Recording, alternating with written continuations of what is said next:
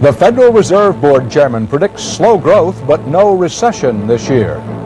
The Supreme Court says a mother stays in jail until she tells where her son is. And a cigarette company targets young women. This is the CBS Evening News. Dan Rather reporting. Good evening. There's confusion tonight about the direction of the United States economy. It follows a day when the Federal Reserve Chairman told Congress he thinks the dangers of recession this election year are easing and pledged what he called a strong stand against inflation. And that sent the stock market into a nosedive. CBS News business correspondent Ray Brady explains how optimism at the Fed led to pessimism on the street. He's been called the second most powerful man in Washington. So when he was optimistic today, everybody listened, though not everybody agreed. While we cannot be certain that we are as yet out of the recessionary woods, such evidence warrants at least guarded optimism. Translation as Wall Street sees it. Interest rates won't be coming down any further because the Fed chairman is not so much concerned about recession as inflation. We're in an area where it is very easy to start accelerating. But many on Wall Street do not agree. So down went the stock market, the Dow Jones average hurtling downward more than 38 points. Wall Street's worried. With foreign interest rates rising, Greenspan's testimony could mean that interest rates go higher here, slowing automobile sales and hitting home building. In fact, one economist told CBS News today mortgage rates could soon rise beyond 10%. All bad news for the economy. I describe the economy right now as being weak and on the brink of a recession if it doesn't get interest rate relief. Higher rates would also hit Uncle Sam. As the world's biggest borrower, even if interest rates go up by just 1 percentage point, the annual cost of the federal government would go up by $2.6 billion. So to many, the chairman's optimistic statements today were bothersome. He's just dancing around all the questions, and he's not saying clearly that this or that's going to happen with the economy. He's hoping for all the best of everything. Chairman Greenspan did say, however, that when the consumer price figures come out tomorrow, they'll show the cost of living way up, though he indicated he hopes that will just be temporary. Dan? Thanks, Ray. A major flare-up in the tobacco wars. Health Secretary Louis Sullivan today said smoking costs this nation more than $52 billion a year in health care and lost productivity. And then he fired away at tobacco company advertising that aims for women, minorities, or young people. And the tobacco people mounted their own attack. CBS News medical correspondent Susan Spencer has our report. Public outrage last month forced R.J. Reynolds to cancel plans to market Uptown, a new cigarette targeted to blacks. But in the works, another new cigarette, Dakota. Target this time, according to a plan prepared for Reynolds last year, the virile female. A VF, as she's called in internal company documents, is 18 to 24, blue-collar, high school educated. A Marlboro smoker, she loves Roseanne and soap operas, boyfriends, and tractor pulls. So they're going after populations to get them addicted who have less education and less resistance to the kind of high-priced, high-powered advertising they're pitching at them. Reynolds angrily denies that Dakota will be targeted mainly to young women, the only group smoking more these days. But an industry spokesman today did defend the practice of targeting. If you manufacture and sell cigarettes and there's an established market out there of women smokers, why is it somehow different for a cigarette manufacturer to target an existing market? Health and Human Services Secretary Sullivan, whose denunciation of Uptown led to its early demise, insisted cigarettes are different. It is morally wrong to promote a product which, when used as intended, causes death, trading death for corporate profits. Especially wrong, critics said, when the target is young people, often courted through sporting events. Anti-smoking forces say what's needed is counter-advertising as targeted and clever as what the tobacco industry is doing. Perhaps something like this. What we've got to do is laugh the pushers out of town. Critics see targeting as the tobacco industry's newest answer to its oldest marketing dilemma. What to do when nearly 400,000 of your customers die each year. Susan Spencer, CBS News, Washington. A U.S. Supreme Court ruling today in the case of a young son missing and feared dead and the mother jailed for refusing to say where to find him. CBS News law correspondent Rita Braver reports. The U.S. Supreme Court today rejected Jacqueline Bonight's claim that the Fifth Amendment right against self-incrimination allows her to avoid telling authorities what has become of her son Maurice, the child she is suspected of abusing or even murdering. Maryland authorities had taken him away from her in 1986 after she was seen shaking and dropping the child, but he was later returned under an agreement with welfare officials. Months later, when social workers went to her house to check up on the child, he could not be found. What did people talk about at the time that the baby disappeared? They would say that she had killed the baby. And Bonight has been in jail on contempt of court charges for almost 2 years for refusing to say. That is ridiculous being in here. I shouldn't be in here the first time. So you just feel like you're sitting and waiting? Yeah. For something to happen. What happened is that the Supreme Court, in an opinion by Justice Sandra Day O'Connor, said that by promising to cooperate with the state's welfare system to regain custody of her son, Bonight in effect agreed to put the child's safety ahead of her own constitutional rights. It provides a minimal but essential level of child protection. But 2 dissenting justices accused the court majority of riding roughshod over the Constitution. And this decision not only bodes badly for Jackie Bonight, it bodes badly for the Fifth Amendment. But the court did offer some protection to Bonight, stating that once she tells what happened to Maurice, there may be strict limitations on the state's right to use her own testimony against her in a criminal prosecution. Rita Braver, CBS News at the Supreme Court. In another child abuse case today, the Supreme Court let stand a ruling that public social workers may not be sued when children suffer abuse in court-approved foster homes. Still to come on the CBS Evening News, correspondent Mark Phillips on a new Washington notion, a fuzzy bug to deal with a hard drug, and Richard Roth on selling newspapers, the tabloids, factoids, and Trumps.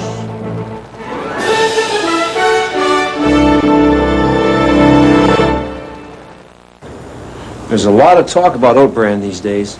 Some people say it can be very good for you, others aren't sure how good.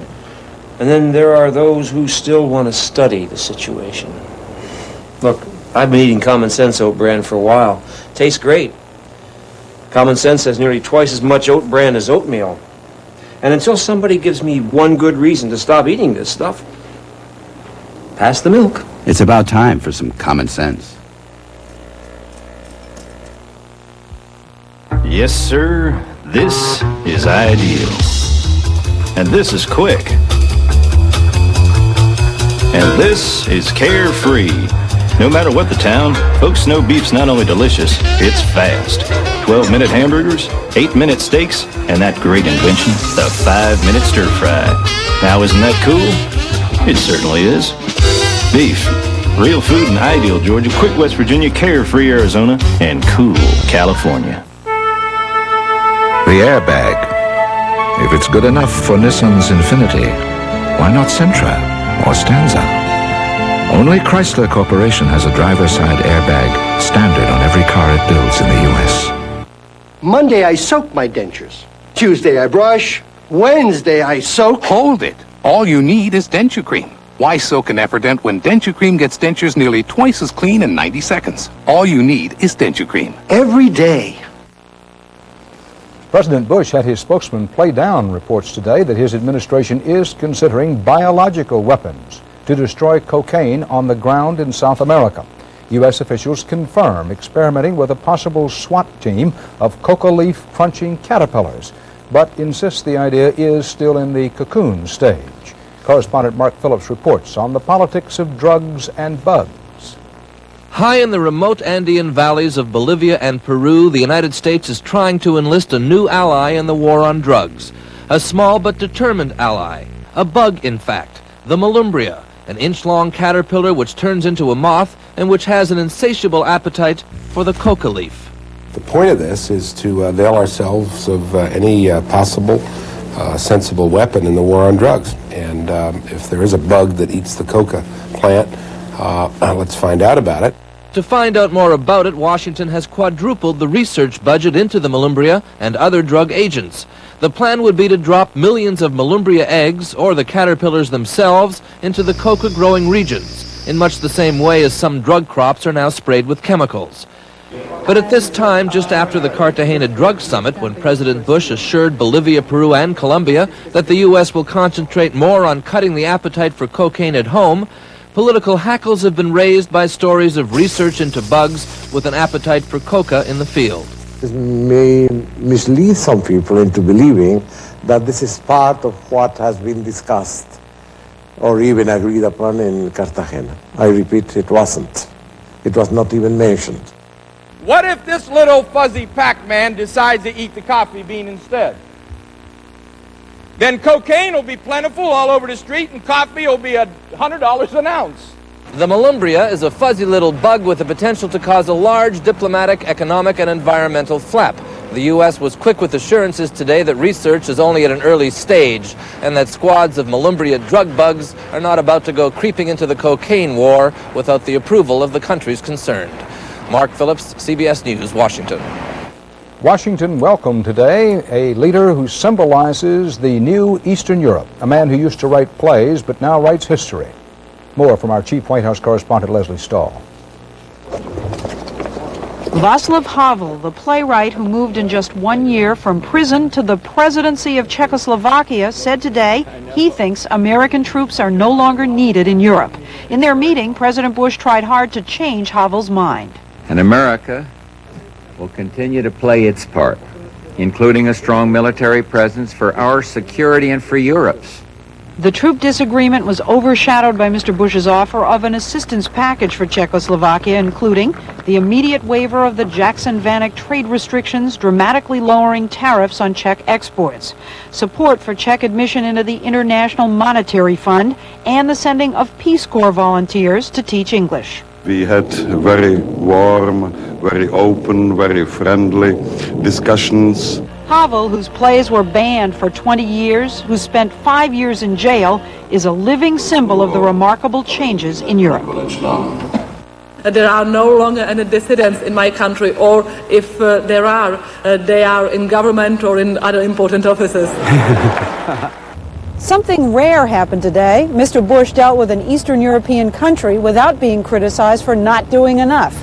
With Czechoslovakia's low level of debt, Havel did not come looking for a handout. Mr. Bush's investment and trade package was all he wanted. Leslie Stahl, CBS News, the White House. The Yugoslav government today ordered troops into embattled Kosovo province for the first time. At least 30 people have been killed in protest by ethnic Albanians.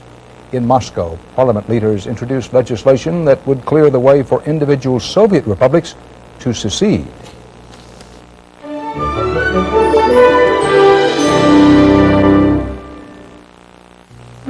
There's a motor oil that says it's engineered for today's smaller cars, like sports cars. But is that motor oil the first choice of the members of the Sports Car Club of America? No.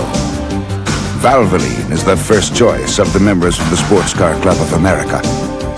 Valvoline makes the highest quality motor oil recommended by any automobile manufacturer.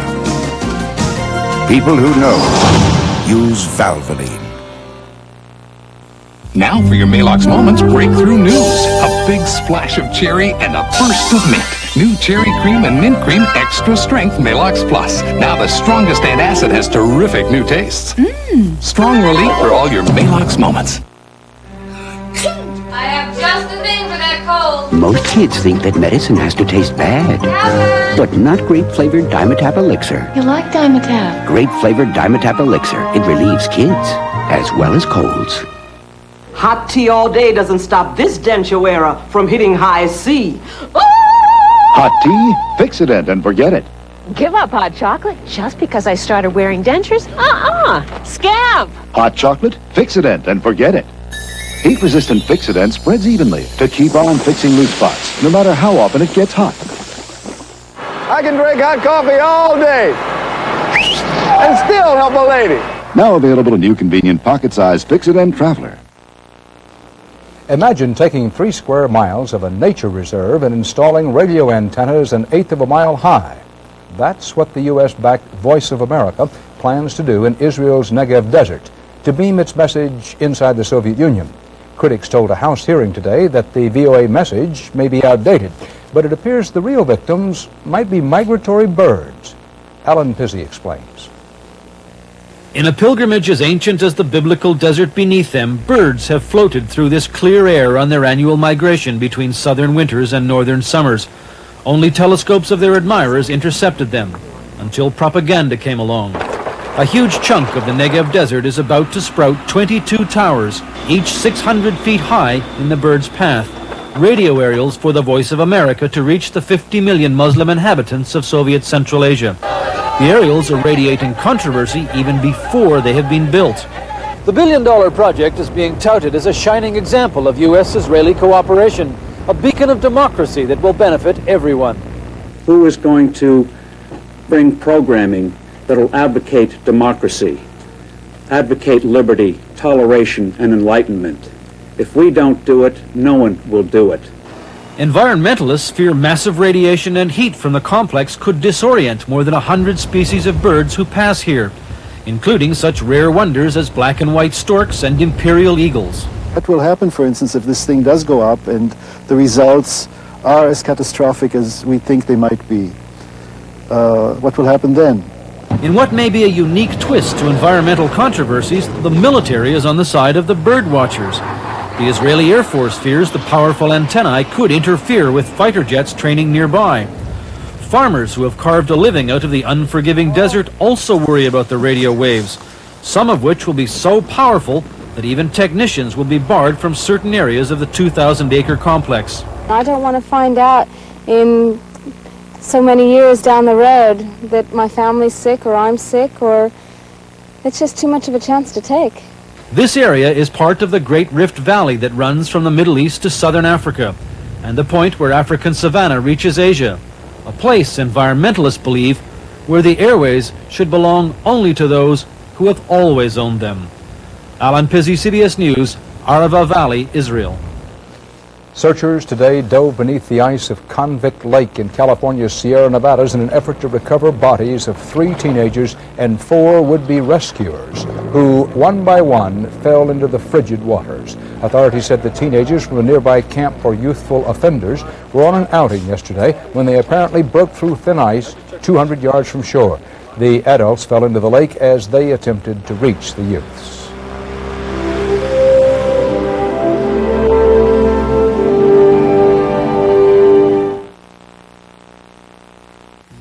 I just did something incredible. 5 minutes ago, I had gray hair, but now I don't. And this is what did it. New Option Instant from Clairol. The advanced way to get rid of the gray. Option Instant for men is different. With theirs, you have to pour and mix ingredients, but Option's the advanced way. All you need is this. It's so easy. And only 5 minutes later, your natural-looking color's back. Hair feels thicker, too. New Option Instant from Clairol, the advanced way to get rid of the gray. Watching cholesterol? You'll love Hellman's Cholesterol Free. Tomatoes are ripe for Hellman's.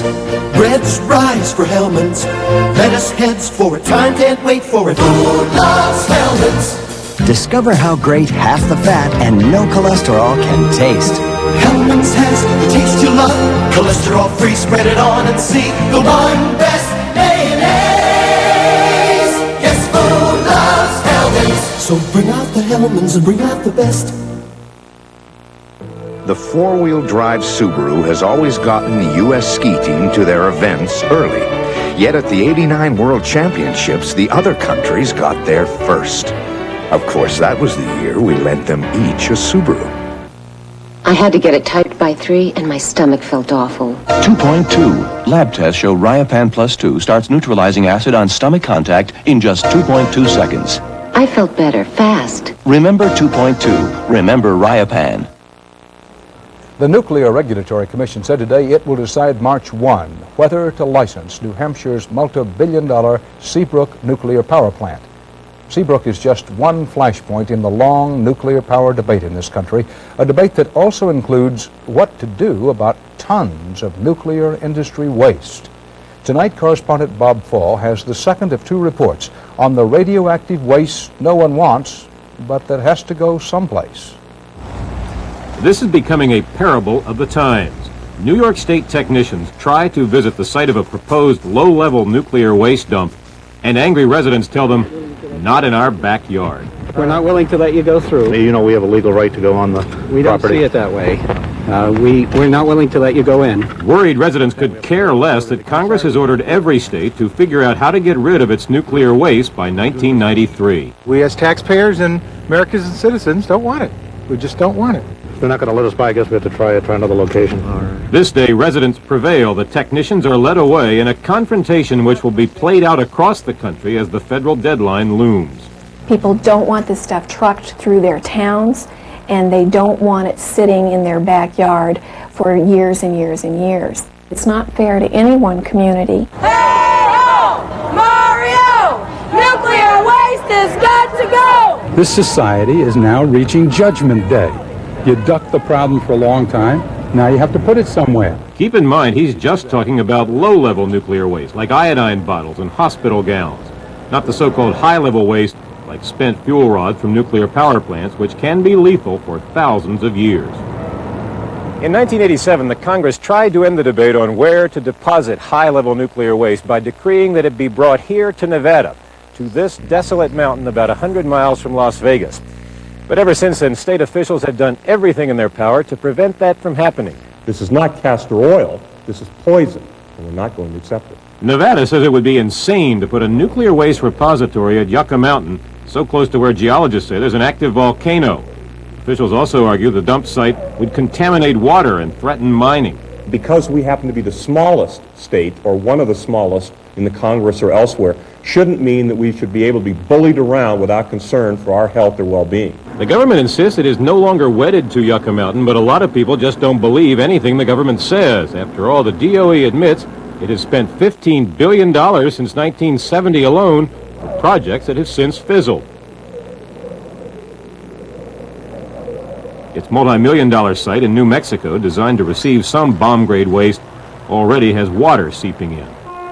Unfortunately, the scientists have, for too long, found evidence to support the expectations laid out by this organization, and that's the problem. There are pilot projects to see if nuclear waste can be melted in the ground or turned from a molten goo into glass and then stored in huge thermos-like containers. It's a safe way of taking a high-level liquid waste and putting it into a solid form. Critics say this is a perfect illustration of the government's tendency to do things backwards, spending $1 billion U.S. tax dollars to build all this to process nuclear waste when there's still no place to put that waste.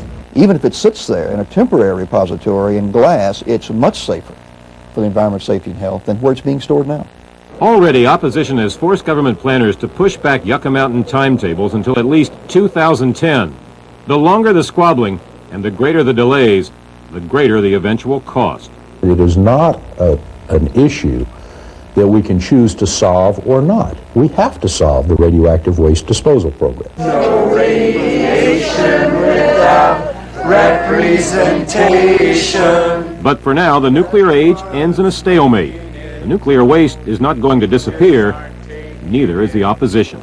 We're not expendable, and neither is the land. Bob Fall, CBS News, New York.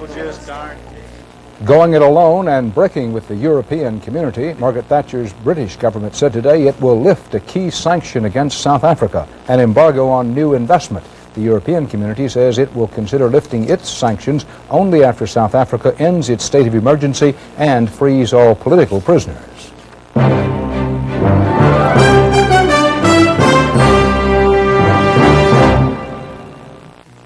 I got just two things to say about this cereal. Boring. It's too simple. These days you gotta add oats or straw or hay or something. This is nothing but flakes. All right, the taste is good. I'm kind of shocked that something this simple tastes this good. You know, I think your simplicity angle will work after all. This cereal might just make it. Kellogg's Corn Flakes. Corn Flakes? Hey, can I pick a winner or what? Taste them again for the first time. The headache feels like a rubber band going around my head. I have pain. I hurt. Today, Darnell Moore is trying extra-strength Tylenol gel caps. For pain like his, why take aspirin or ibuprofen when nothing works better than Tylenol gel caps? No throb, no headache, and definitely no rubber band. I'm going to go with the gel caps. Gel caps work. Tylenol gel caps, only from Tylenol. For everyday pain, nothing works better. And for your cold this winter, now try Tylenol cold medication. It was Dean Witter's personal philosophy of success. We have a sacred trust to protect our customers. But its impact was felt on California Street, To maintain conservative policies. on Lincoln Street, and Acorn Street. To put the interest of our clients first. Dean Witter put principles before profit, people before portfolios. There are many ways to measure success on Wall Street. We measure success one investor at a time. Dean Witter, a member of the Sears Financial Network. Are you tired of the Trumps? Perhaps you think you have read enough about the marital problems of the New York real estate tycoon and his wife, or perhaps you think that in a difficult time they deserve a little privacy. If either attitude describes you, you just don't understand how low some newspapers have sunk. Richard Roth reveals the details. 10 days after it began on the streets of New York this week, it's still bigger than South Africa, the Soviet Union, and Perrier water combined. The war of the Trumps has ignited a battle of the tabloids, an eye-splitting barrage fueled by a high-octane mix of the stuff that sells newspapers. Sex, infidelity, beauty, power, lust. I mean, what could be better for a front-page story in this town? Or any town, from Dallas to Dade County, from hardtype to videotape. The topic is Trump versus Trump. Tongues were wagging about Donald and Ivana Trump. Trump, the war, took an interesting turn over the weekend. It's the tail that's wagging the whole country, a marital split between the billionaire builder and his foreign-born bride. A divorce worth millions under bitter dispute, and a model from Georgia cast as the other woman, though Marla Maples denies she's playing that role. It's driven Ivana Trump to church and her cardinal to distraction. I don't blame the media, but my life is more difficult because it's so very public. It's driven the gossip columnist who broke the story to wonder aloud if things have gone too far. This has been a media circus. I have been one of its performers. But it's driven her editors to dreams of front pages yet to come. My dream front page, and we'll probably never get it, is Marla Maples speaks out, Donald was no great shakes. Even that, though, might be just a start. After divorce, you have the most eligible bachelor and the most eligible bachelorette in America. So this could go on for years, at least a decade. Which doesn't count, of course, the book, the movie, the Broadway show, the fiction that would be hard-pressed to challenge the facts. Richard Roth, CBS News, New York. What can I tell you, except that that's part of our world tonight. Dan Rather for the CBS Evening News. See you tomorrow. Good night.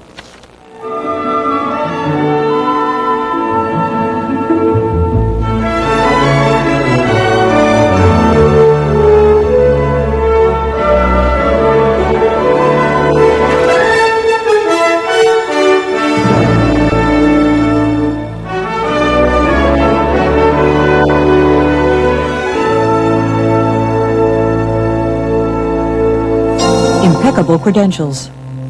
Warm and intelligent. Experienced. Paul Azan comes to CBS This Morning beginning Monday. This is CBS.